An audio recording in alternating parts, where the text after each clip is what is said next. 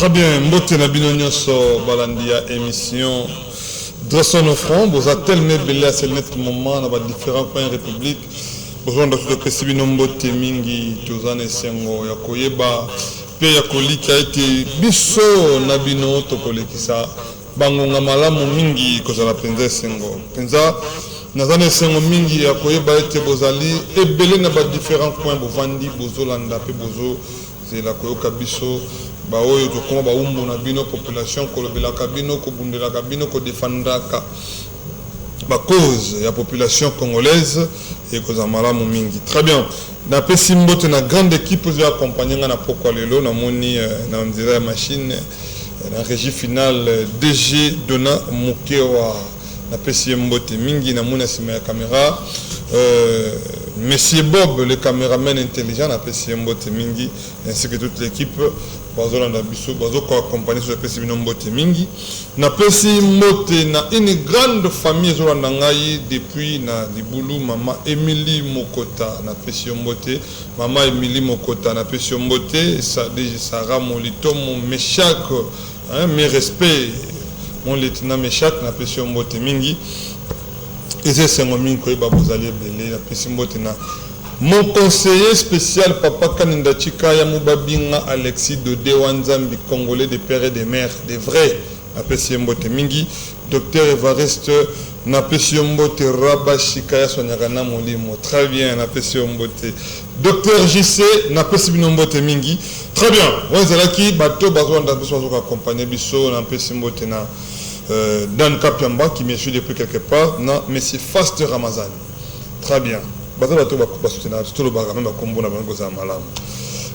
deux invités ce soir. Nous avons deux Congo. Le processus électoral. Où en sommes-nous? Est-ce qu'il y aura des élections? Faux. Tout le monde va ouvrir, il y a des barrières. Joseph Kabila Salaka, à l'époque, il y a des barrières. Moi, Mingi, entre autres, il y a Gelem et Fongwami. On a parlé de marbre et Fongwama. Tout ça, ce sont des provocations à l'égard. Il y a un sénateur à vie ainsi que sa famille politique. M. Balobi, c'est la République qui doit primer au-dessus de toute personne dans le sol congolais.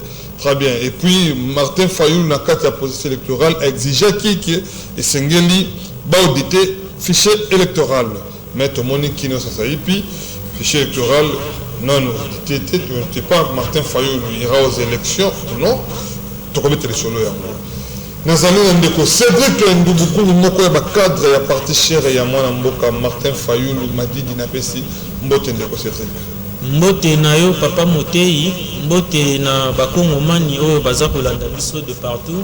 Mbote na débatteur oyo toza kokabolane émission ya mokola lelo kasi tozali na mawa pamba te ndeko na ngai touti kobungisa plus de 100 compatriotes congolais et pas yoapi basuti kotika biso na Goma na carnage oyo uti kosala makuna donc tozali ko condamner ba pratique to ba acte wana avec la dernière énergie pamba te tozalaki na régime passé à ndeko Kabila tomonaki lolenge nini ba fausse commune bandaki kosalema lolenge nini bazalaki koboma baimboka kasi makambo toza komona na régime ya bandeko na biso ya union sacrée pamba te tozali na mawa touti ko perdre honorable Chéribert Okende kasi to komona lelo tomoni lisusu na Goma et pas yoapi droit de manifestation ezali constitutionnel kasi tomoni et pas yoapi armée na biso eye koboma ba simple ba paisible citoyen congolais et pas yoapi bagi ko réclamer ba droit na bango donc tozali ko condamner pe tozali ko senga ete banquête wana o ezali ko salama et ko kabongo ko zala na gain de cause pamba te ba nyonso bazali ba auteur ya ba acte criminel wana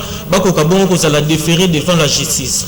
Très bien, monsieur Cédric Ndouboukou, je rappelle que c'est un cadre et parti SID, parti cher Yamon Amboka, Martin Fayoul Madidi. Tous ceux qui ont besoin besoin d'abisso, des connaissances de partout, pour s'abonner massivement à Regen Dongala TV.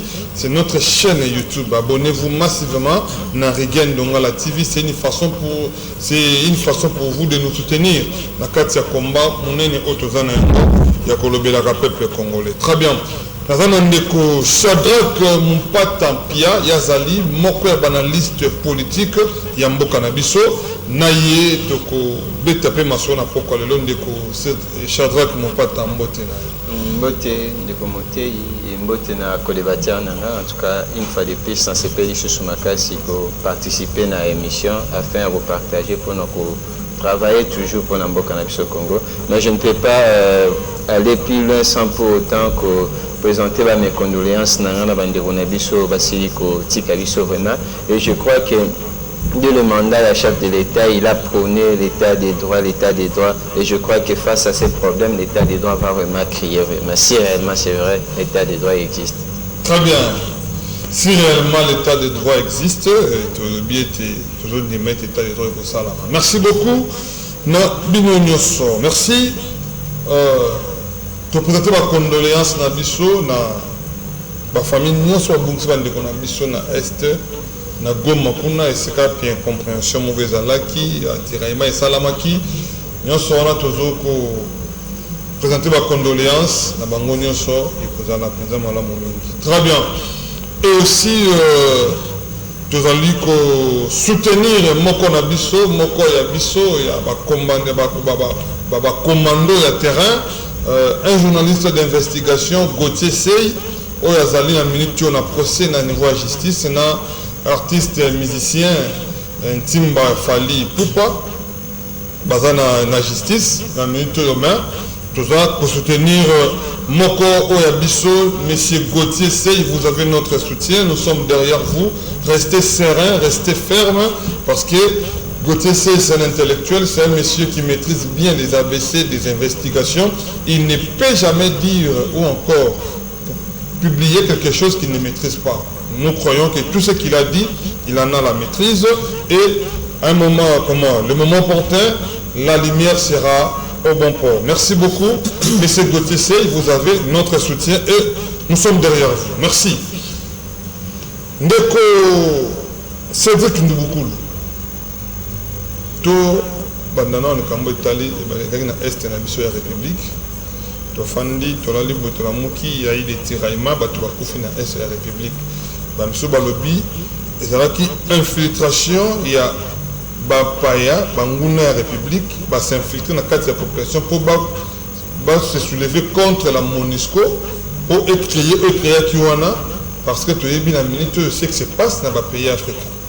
Ndeko Cédric analyse na. Merci beaucoup, chers journalistes. Vraiment, ils allaient passer comme on a makamboza ko leka na mboka na biso ndeko na ngai, eza ko sala biso na mawana posa ya ko bimisa mai na miso. Pamba te Congolais na mboka na ye ndeko na nga akomi ko kufa lokola nyama. Soki ezalaki na mikila bapaya, carnage ya bongo esalamaki tongeto mona monde entier elingaki e condamné yango. Kasi boni na mboka na biso na bato baza censé ko kamba biso baza ko sala comme si rien n'était ndeko na ngai. Esengeli d'abord koyeba pourquoi nanu bandeko na biso basili ko kufa. Bandeko na biso bakufi pamba te bauta basilaki ko manifester mécontentement na bango. Mécontentement na bango ezalaki par rapport à quoi? Par rapport à l'insécurité qui se vit au niveau de l'est du pays. Insécurité on a dit à quoi? C'est parce que le régime en place est incapable de remettre en sécurité. Ceux qui ont été de Konangaï depuis MONUSCO et un ambo qu'on a tous été apport moko sur le plan sécuritaire ils ont remonté na té. Kasi bandeko wana o bazali le baza ben filtré. Ezali secte ya bandeko na biso o bazali banganga ya Nzambe. Basangana ki balobi ete lokola kimi eza koya na mboka te esengeli bongo to kuka bongo ko marché en plus bakomeli autorité compétente mokanda ete mokolotel to sala marche kasi eloko ya pasi ndeko na ngai ezali nini tomoni journée ya marche wana pamba te tolandi makambo yango na mwa bokebi oza komona ete tangu bandeko wana bakufi tomoni porte-parole ya gouvernement aye alobi ete il y a eu ceux qui 4 ceux qui 6 morts au Karande bakufi mais que komona ba rapport ekomi koleka bango moko ba ko changer ba ko lo bazala ki plus de 40 morts kasi tomoni bandeko na biso il y a société civile ya Goma et pas baza ko ba plus de 100 morts ceux qui hôtel to za ko mona na ba réseaux sociaux mokanda oza ko tambola to éviter ceux qui essaient solo kasi ces pays déjà azali ko condamné oza ko ba plus de 160 morts ndeko na ngai o to za ko senga pe na CPI ko kabongo ko landela makambo wana pamba te bandeko wana balobi baza ba infiltrer ndeko na ngai boni bandeko wana baza la ba infiltrer mais baza la identifier pamba te to za ko mona ba photo ya bandeko wana bandeko na bango baza ko réclamer ceux qui oye même na parti na biso na SID député na biso Kaseko o azali Eli ya Goma o epai wapi yepe azali na ba relation to batona e o ba yuti ko wa na makambo esalami wana kasi to moni ndeko na ngato sako mituna est-ce que batu oyo babomi bandeko na biso ba compatriotes congolais ce sont des soldats congolais ou soit ce sont des militaires étrangers pambate bandeko ba mapinga na biso ya FARDC ndeko na ngato bakoki ko sala makambo wana te esengeli koyeba ete bandeko bakufi babomaki bango à partir ya 3h du matin. Et pourtant marche ezalaki na tongo to tikalaki koyoka te pendant la journée te batu bakufi kasi to koyoka ngona mukolo elandi pamba te comment toute une armée de konanga bien équipée pleine manifestation de non.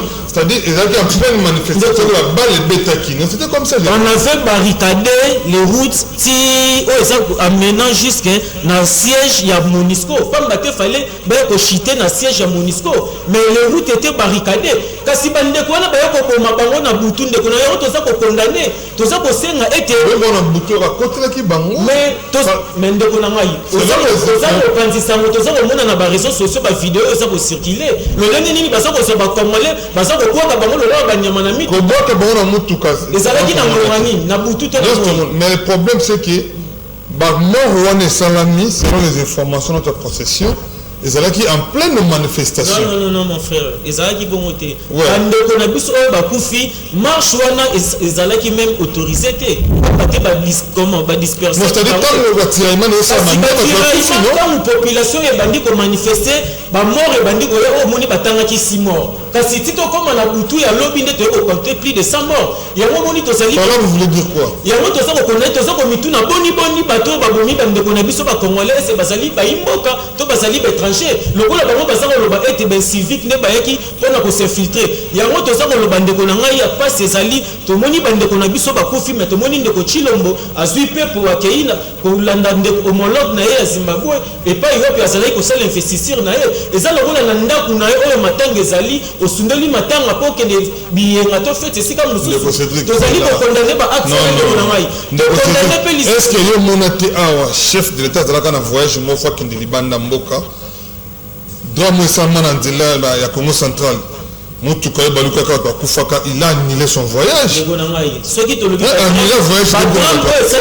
il y a eu plus de 100 compatriotes et quand même tous à la mémoire bolingo ya mboka ndeko na ngai plus de 100 compatriotes Macky Sall awa na Sénégal awutaki kokende sommet moko courant lotilike katali na mboka na ye omonaki Macky Sall azongi et bongo ba congolais o bakufi lokola bataba tomoni na Goma régime oyo comment délégation et gouvernement au bakendaki kuna tomoni lolenge ils ont été hués par la population omoni lolenge ni population a qualifié bango bassassin yango to sako loba nous demandons une justice sérieuse et ko kabongo ko sala mapamba te soki to zalaki dans un pays sérieux lelo to sako loba ministre de la défense ministre de la justice ministre ya intérieur fallait pas ça la démissionner pamba te soki otali batwana o bakangi mibale balobi ba colonel oyo bazali ya JR parce que même surtout JR azali wana pamba te pona ko battre la présidente de la République ainsi que sa famille et ses proches maintenant to sako mona JR akomi ko kende ko kanga bato JR akomi ko kende ko boma bato donc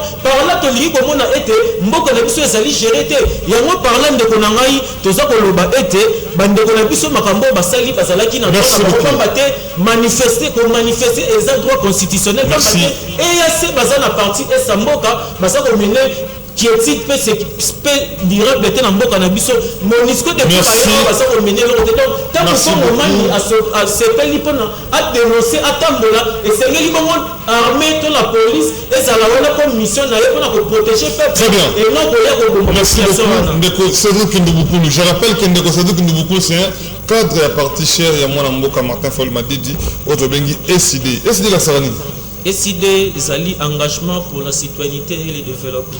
Engagement pour la citoyenneté et le développement. Ah, ça c'est très bien. Merci beaucoup. Ndeko Shadrack, mon pote, je le crois moka banaliste ya mboka na biso toyoki par rapport à ce qui s'est passé à Goma. Dans le il y a eu infiltration. Or, ceux qui ba militaires na biso ba agissa quitté na ndenge ba poser qui agissement na bango na réaction na bango na mi tout en tongo bazul déjà Goma. Déjà ba manœuvre il y a banani il y a ba inyamboka na biso ndio bazo créer biloko wana mais au-delà de tout ça ba kufi kaka ba congolais il y a aussi des infiltrés bazaki ba kufi mais nous demandons nous présentons nos condoléances à ba congolais nyonso avec tout cœur, ça nous le faisons. Merci beaucoup. Merci Motei pona motuno siliko tunangai. Et ce qui m'étonne est qu'aujourd'hui on voit le gouvernement il y a Ndeko Félix pour défendre MONUSCO, alors qu'il y a des moments passés et même ils étaient contre que MONUSCO a toujours Siko. Bon, ça reste à vérifier vraiment. Mais ce qui est mal, c'est quoi, même si ce ne sont pas des Congolais, même le droit international ne peut jamais accepter que Boma Batundeng, Babomeli Batubongo. Infiltration, en tout cas, c'est vraiment un argument qui ne tient pas vraiment. Tout ce qu'on voit là-bas, ce ne sont pas des animaux, ce sont des hommes. Base à la Congolais, base à la Congolais, en tout cas, moi, on a déjà, en tout cas, ce n'est pas bien. Très bien. Et dans un pays qui prône l'état des droits, on ne peut pas vivre de telles scènes. Et ce qui me fait mal, c'est quoi? Les Congolais ne sont pas seulement tués à l'étranger, par les étrangers, mais les Congolais, comme par nous-mêmes les Congolais, on tue même les Congolais. En tout cas, ça, vraiment, j'ai du mal à comprendre ça. Et je ne sais pas si c'est seulement là ce qu'on appelle la boulimie du pouvoir ou quoi. Mais ce qui est sûr et certain que les sangs crient toujours. Et lorsqu'on dirige les gens, on a cette obligation de protéger la population à Goma. Ils ont toujours un droit à manifester. Vous savez, avec ce régime actuel, il y a quelques années passées où ils ont assisté à Moutou Oaza sincère aux papa na bango. Appeler un ennemi Oaza un ennemi notoire de tous les Congolais, surtout peuple Goma, l'appeler mon ami, partenaire privilégié. C'est un peuple qui a accumulé tellement ma camébélé à ma belle. Permettez-moi de relancer. Tant que le peuple est capable de papa na bango, c'est le chef de l'État, comme bien Paul Kagame et son ami. Ça, on a condamné. Condamné, c'est bien. Mais tout le contraire, c'est que notre chef de l'État, comme on a fait Antoine Tshisekedi, a Benaki Paul Kagame, l'ennemi d'Afrique. Alors, le danger pour l'Afrique. Le mal de l'Afrique, c'est Paul Kagame. Quand est-ce que le chef de l'État a béni Kagame l'ennemi de l'Afrique ou l'ennemi du peuple congolais? Quand est-ce qu'a béni Bango? Nous sommes dans la scène politique, c'est un monde des intérêts. Est-ce que peut nous dire intérêt ni au Bango Bazalaki lorsqu'ils ont privilégié la relation à Bango n'a pas le Kagame? Est-ce que réellement cette relation c'était pour le bien du peuple congolais ou bien pour l'intérêt à Bango personnel? Et moi je pense que lorsque l'intérêt à Bango ici qu'ils ont retrouvé, c'est alors qu'ils ont tourné quand même les deux vis-à-vis de Paul Kagame, mais ce n'est pas du tout pour l'intérêt du peuple congolais. Ce n'est pas du tout pour l'intérêt du peuple congolais. C'est un peuple partout où va souffrir tellement mingi. Et ils avaient le droit de manifester Kanda na Bango. MONUSCO a depuis longtemps, la guerre continue toujours à être là. EAC a toujours, la même chose toujours continue toujours. Est-ce que la population de Kotika Bangote ne serait pas manifester quand même volonté na Bango? Et ce sont des choses à condamner. Peu importe que tous à la famille politique ou quoi, ce sont des choses à connaître. Et je ne vois même pas Moutou à pouvoir passer dans n'importe quel plateau pour défendre de telles choses. Impossible. Parce que je veux comment est-ce que les États-Unis réagissent parce que Bakanika otage américain. Et combien de Congolais sont toujours? Et les Congolais, c'est comme nous sommes comme des peuples où nous n'avons pas un père capable de nous sécuriser, de nous protéger. Très bien. En tout cas, ce sont des choses vraiment à déplorer. Très bien, merci beaucoup. Si j'ai encore une bonne mémoire, il y avait un officiel américain qui devrait se rendre, je crois, na Corée, je pense. Mais à la Corée, ça l'a ballon de ces mots qu'on a aux États-Unis, il a immédiatement annulé son voyage, son déplacement vers la Corée, si je ne m'abuse. C'était comme ça.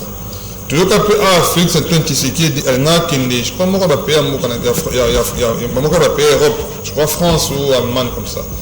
Mais Ayoka Keno, Congolais, Koufi, il a aussi annulé son voyage. Annulé le voyage. Tout le monde a pu tu peux accoucher, chef peut voyager. Ce sont des choses qui arrivent, tout le monde a yango. Mais c'est la mission, et c'est de tant que Congolais, moi, quand on n'a pas si, aux Congolais, l'opposition, tu es majorité, tous nous prenons la position de défendre les Congolais là qui est en danger. C'est ça les grands points. C'est ça la meilleure des choses à faire. Net qui est là Gabon, qui oppose à la postulé comme président de la République, tu dois être Congolais, tu dois être Gabonais, des pères et des mères nés sur le sol gabonais. Tu dois défendre un peu à Bango, très bien. Merci beaucoup. Tout va thématique na mission ce négociateur qui nous beaucoup.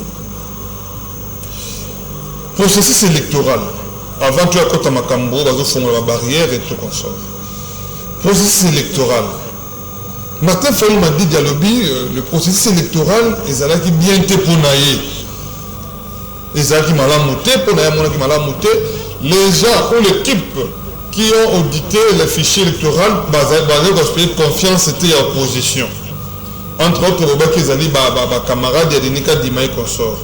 Cela fait que nous avons beaucoup de candidats.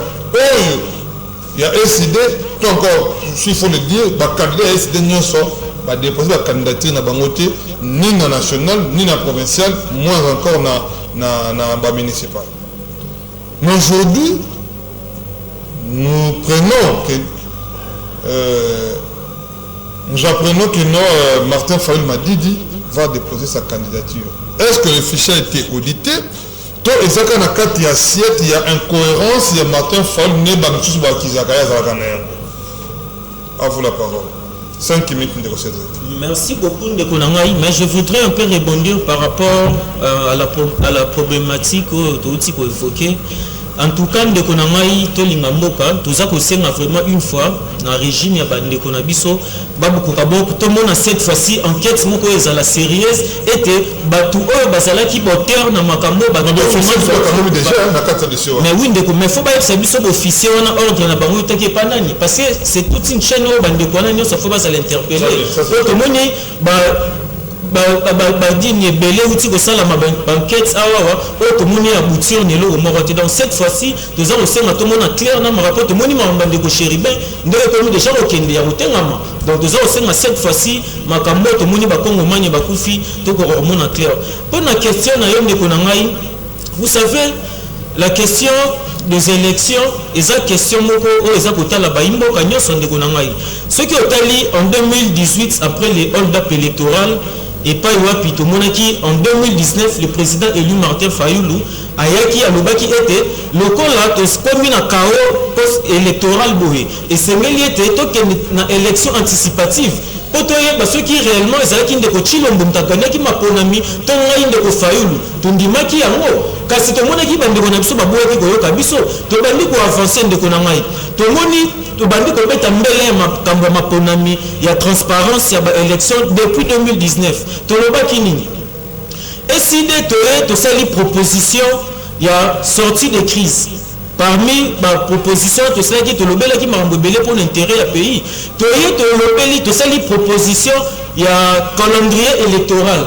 Dans le calendrier électoral, on a tout cela qui est comment? Il y a comment?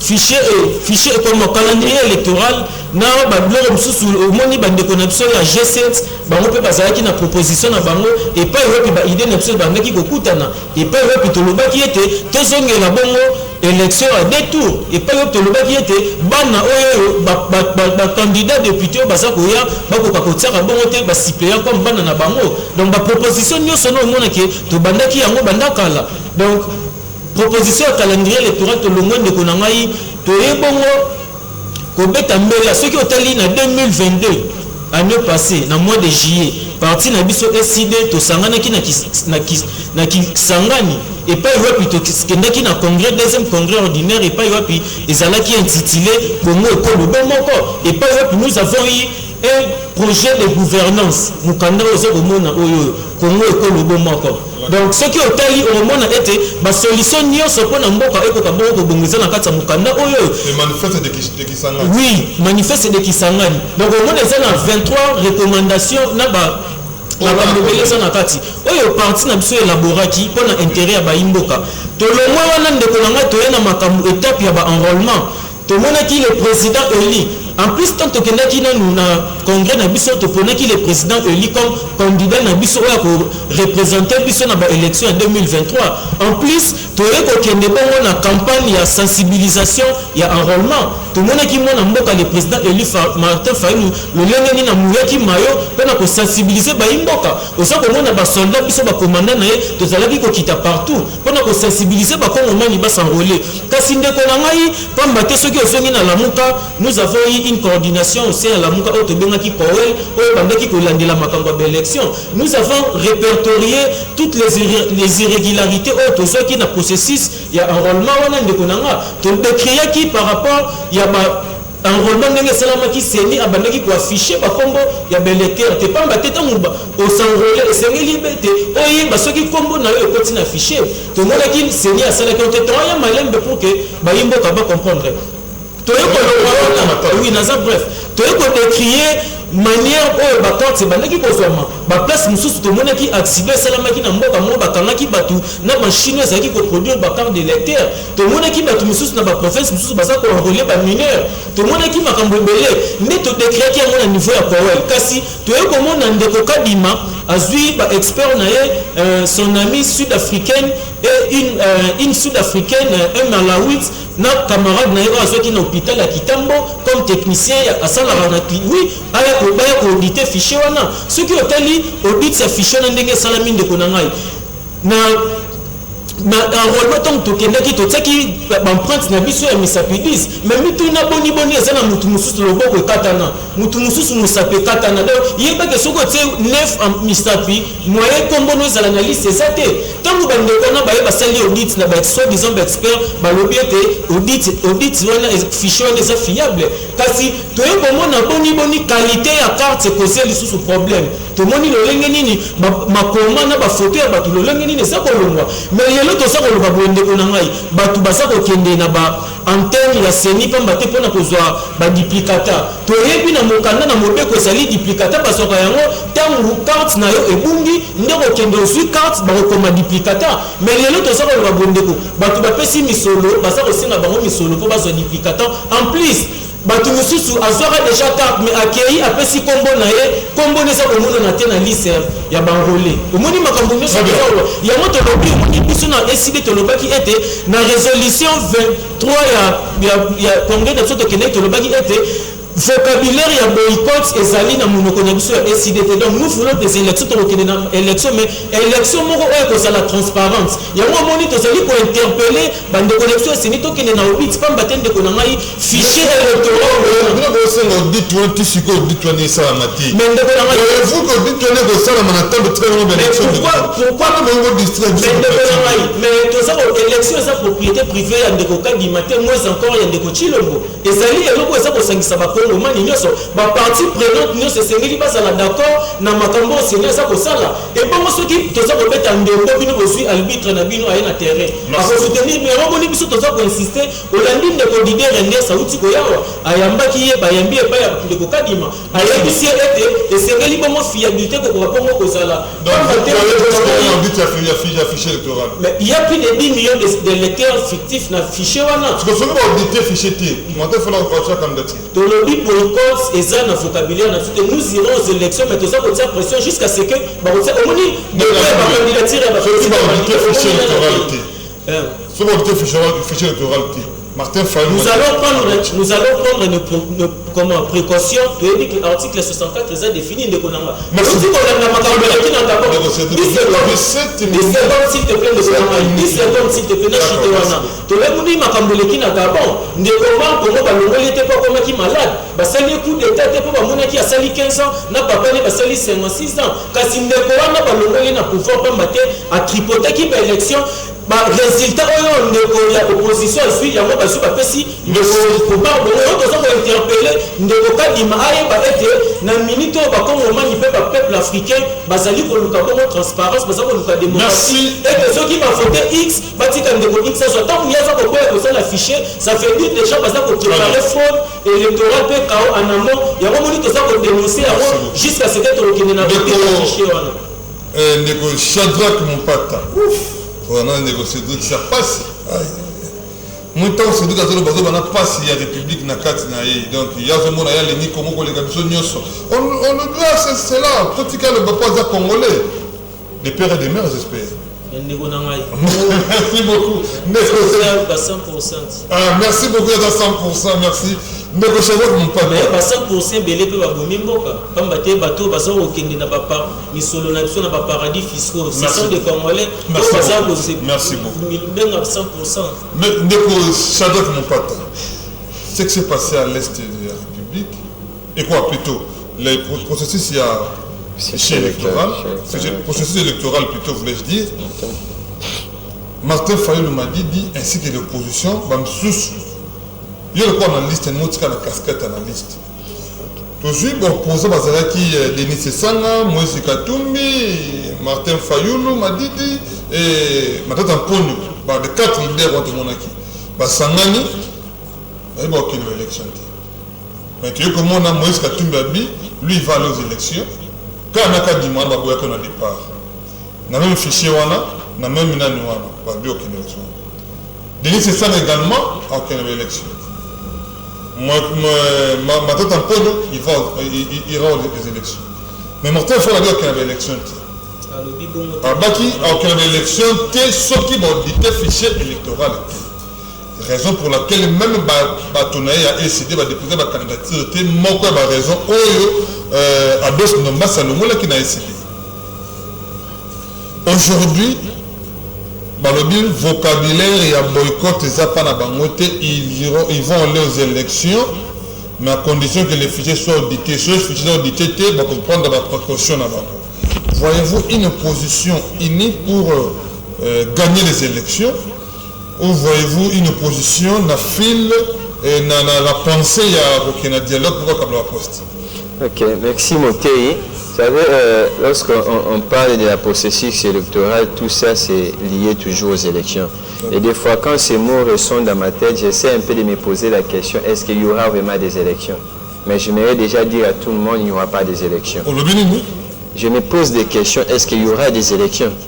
Mais j'aimerais dire à tout le monde qu'il n'y aura pas des élections. Là, personne ne va me contredire. Et je vais moi-même répondre pourquoi je vous dis qu'il n'y aura pas des élections. Merci. Parce que nous devons être en mesure de faire la part des choses, de faire la différence entre élection et nomination. Seigneur, tu sais, un mois de campagne, bien sûr, ce que vous appelez élection, moi, des fois, quand je vois ça, je trouve que c'est ça la nomination.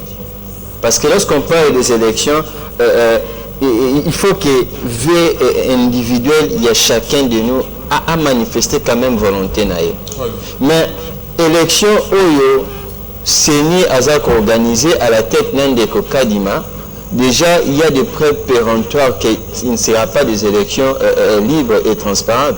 Alors que la loi organique numéro 10/013 du 28 juillet 2010 portant sur l'organisation et fonctionnement de la CENI telle que modifiée et complétée par la loi numéro 13/012 du 19 avril 2013. Dans son article 19, lorsqu'on parle des élections, on dit que la CENI a pour mission d'organiser des élections, mais il y a des conditions qu'il faut accomplir. Il faut que ces élections-là aient à la indépendance, neutralité et puis impartialité du scrutin. Mais tous ces éléments-là, lorsqu'on voit neutralité, mais voir déjà la gérance déjà de M. Kadima, déjà tous ces éléments, 3 années, ils ont fait. Il y a saigné et ça des sociétés. Et je me pose des questions. Trop de jugements de valeur dans la personne de Kadima.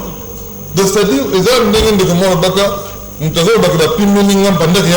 non, le problème c'est que c'est Kadima qui est à la tête. Je vais vous dire une chose qu'aucun Congolais ne peut refuser, c'est que je vais vous dire maintenant. Déjà, une opération, il y a un enrôlement, une identification. Tu penses que tous les Congolais qui ont compris que non, il y a un ça ne va pas.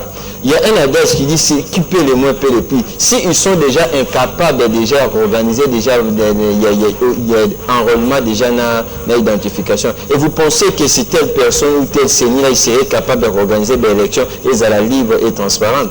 Ça, je ne pense pas. Voilà pourquoi j'ai dit qu'il n'y aura pas des élections. Et là, au moins, j'ai dit merci un peu na bandeko ya Kabila, parce qu'ils ont compris qu'il n'y aura pas des élections, il y aura toujours une nomination. Ne pensez pas que tu peux battre aussi ton campagne aussi. Je vais te faire comprendre aussi quelque chose. Si vous passez partout, place bâti ba banderole. Si c'est 100% la banderole, il y a bateau bazan pour ça voter bango. Vous allez vous rendre compte au moins 99% faut elongia. Il y a un découvert pembeni za la pembeni. C'est une manière de dire. Mais je n'ai même pas besoin de citer les noms, tout le monde sait. Bimaka kana awa. Bimaka kana kwa partout. OK. On a mon nzela batu ya MLC, bazo tie photo bemba pembe, bati photo fati pembe baza ka union sacrée. Na union na INC ça na bon. Songana botuna. Elongi nini oyo zomona kamonaka mingi. Ce n'est pas parce que c'est un peu le plus aimé. Non, non, les candidats ils sont toujours accompagnés. Je peux te donner un exemple, c'est comme les églises des réveils, partout on prend le nom de Jésus-Christ de Nazareth. À chaque fois, on va tuer banderole, bâtir pancarte. Non seulement on a elongia motei, mais au moins un peu moins elongia pasteur na eto moboué, ou un sous-soupé, on Jésus. Mais en ce moment, par rapport à tant aux alliés, banderole nous sauté aux alliés comme on a. Affiche tout au monde, ils ont beaucoup plus représenté. Ce n'est pas parce que Elongi Wanande Mutaza le plus aimé. C'est parce que la population, ils ont compris. Ils ont compris que ça ne sera pas des élections, mais ça serait une nomination. Et cette nomination pose la chance de nommer, il faut que l'Aksa Koza Mutakote Wana. Voilà pourquoi Bande Komoussous, ils ont compris. Très bien. Voilà pourquoi tous les Congolais vont comprendre qu'il faut retirer Elongi Mutouana pour que nommer Bangopuna. Voilà pourquoi je vous dis il n'y aura pas des élections.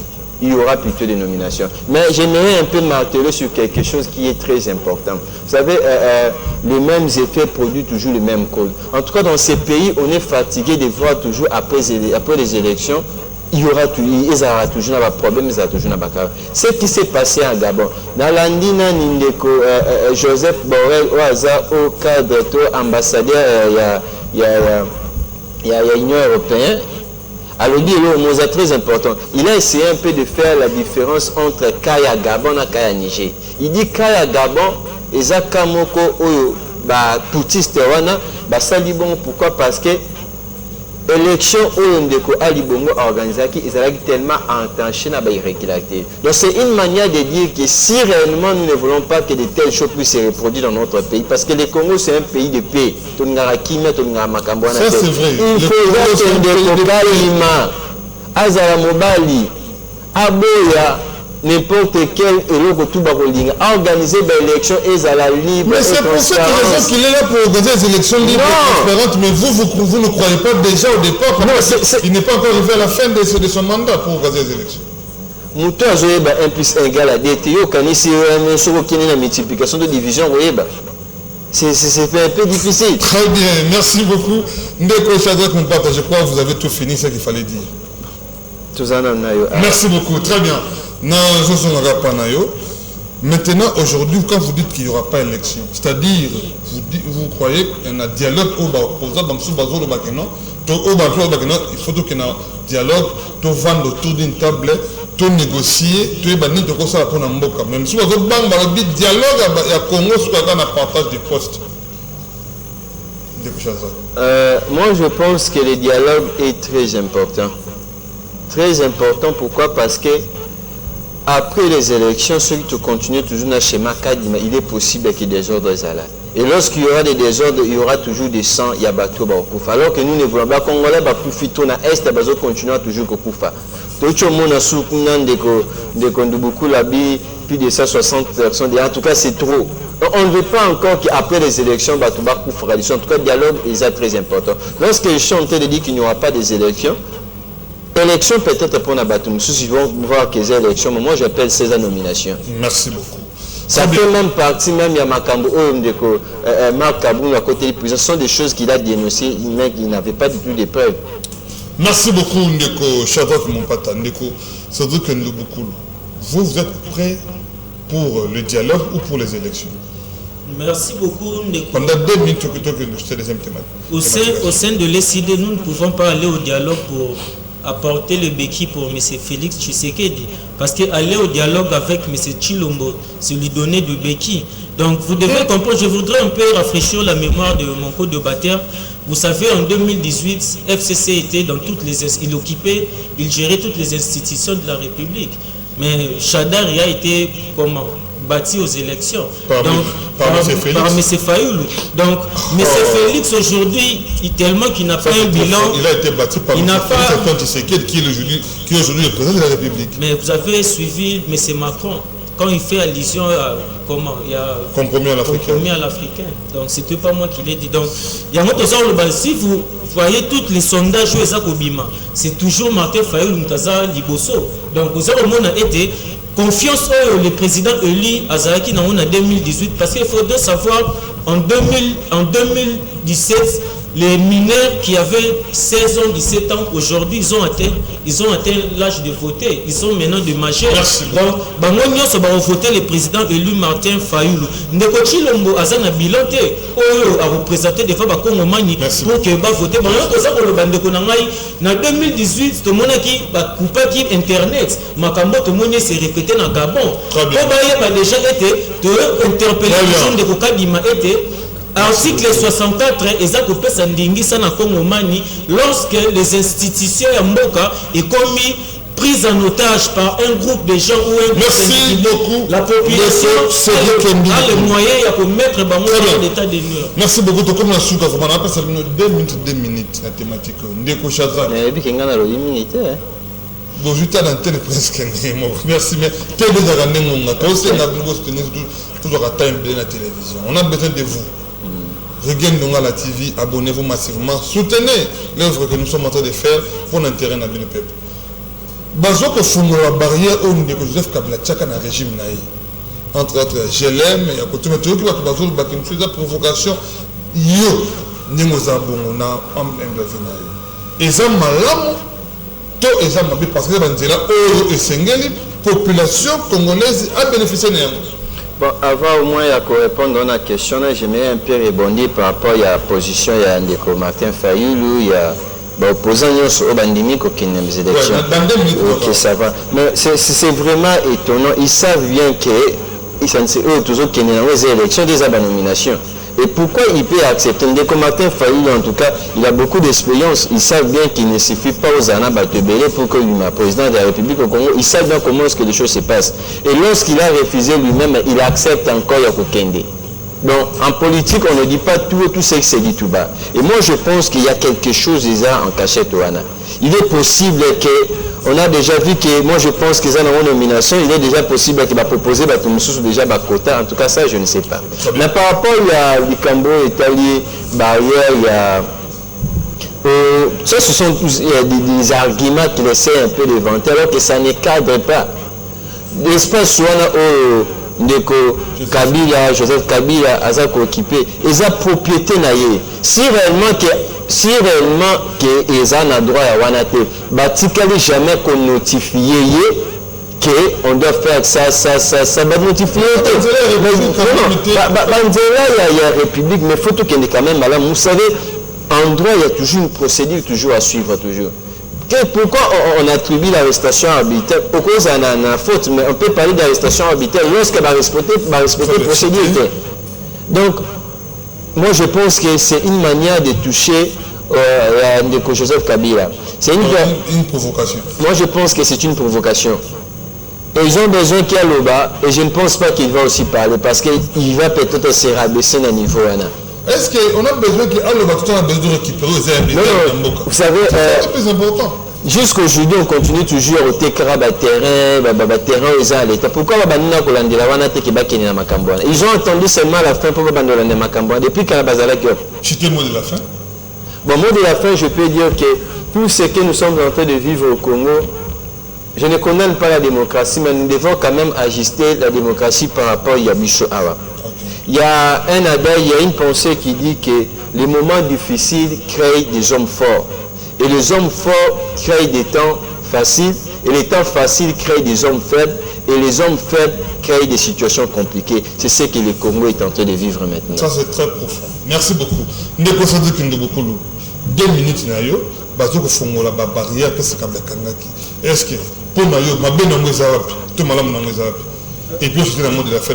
Merci. Nous allons revenir dans le propos à code de bataille. Dans 2 minutes, oui, dans mon temps d'antenne, il n'y a pas un quelconque géo qui se passer derrière. Vous savez, en politique, il y a ce qu'on appelle les rapports de force. Tant que vous avez besoin de salam pour que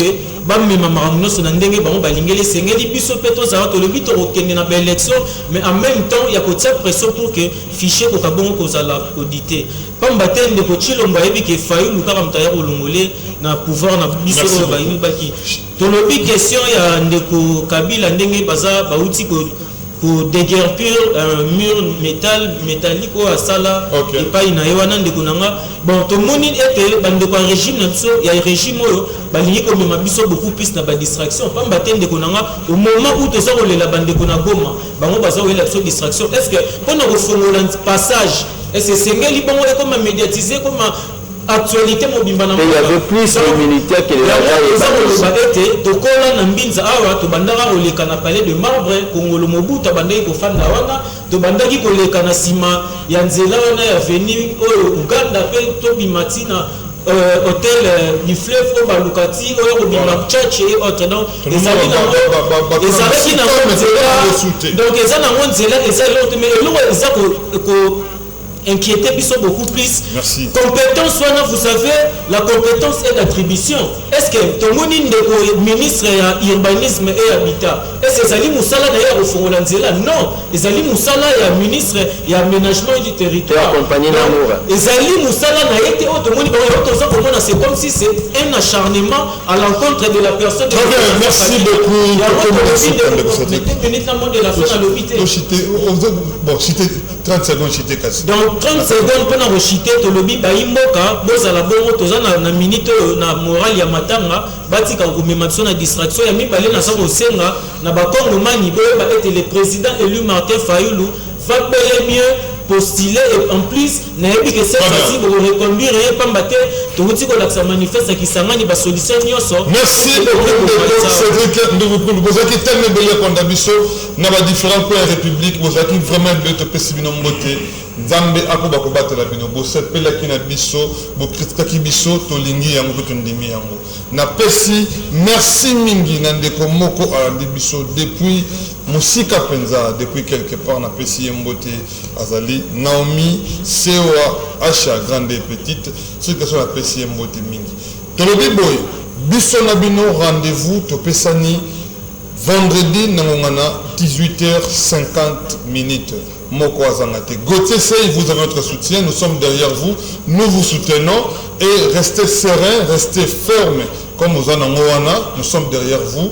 Personne ne peut vous intimider parce que nous connaissons votre qualité, nous connaissons et nous maîtrisons ce que vous êtes ici. Merci beaucoup. Ce qui est Soazongite, Ngai Nabino, Tokutani, Balayasima, bye.